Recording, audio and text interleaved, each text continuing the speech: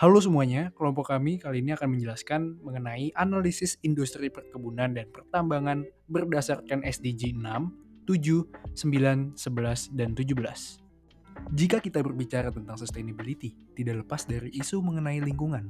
Pada tahun 2015, diselenggarakan sebuah konferensi bergengsi bernama Konferensi COP21 Paris di bawah naungan Dewan United Nations Framework Convention on Climate Change.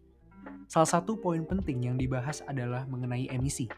Emisi menjadi salah satu concern penting di mana dalam perjanjian tersebut disepakati bahwa negara harus mengurangi tingkat emisi gas rumah kaca dan aktivitas serupa guna meminimalkan emisi gas dan mencapai target emisi net zero.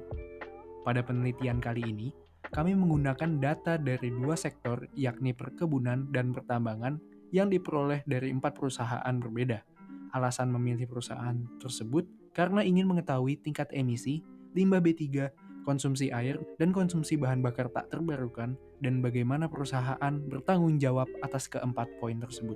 Berikut adalah data perusahaan yang kami teliti. Yang pertama, PT Sawit Sumbermas Sarana Tbk. Yang kedua, PT Astra Agro Lestari Tbk. Yang ketiga, PT Dharma Henwa Tbk. Dan yang terakhir, PT Gunung Raja Paksi Tbk. Kemudian, ini merupakan bahan acuan bacaan yang digunakan untuk melengkapi hasil diskusi kami. Dalam penelitian ini, kami menggunakan 4 perusahaan dengan 2 sektor yang berbeda yang akan dikaitkan dengan VNR 2023 yang berfokuskan terhadap SDGs 6, 7, 9, 11, 17 dengan data tahun 2019 sampai 2021. Pada GRI 201, terdapat 4 poin penting yang telah dilakukan oleh setiap perusahaan. Yang pertama, pembangunan infrastruktur. Yang kedua, mendorong keberlanjutan daerah perseroan dan komunitas karyawan. Yang ketiga, membantu menjalankan program-program perusahaan. Yang keempat, meningkatkan efisiensi dalam penggunaan sumber daya. Pada GRI 302, terdapat 3 bagian penting yang dilakukan oleh setiap perusahaan. Yang pertama, melakukan efisiensi energi di berbagai aspek operasional organisasi. Yang kedua, melakukan pemanfaatan kembali terhadap limbah. Yang ketiga, penggunaan sumber daya yang dapat dipertanggungjawabkan. Dalam GRI ini didapatkan poin penting bahwa perusahaan sektor perkebunan masih menggunakan air permukaan dan tanah untuk memenuhi kebutuhan operasionalnya. Sedangkan dalam sektor pertambangan telah menggunakan air yang berasal dari instalasi yang dibangun.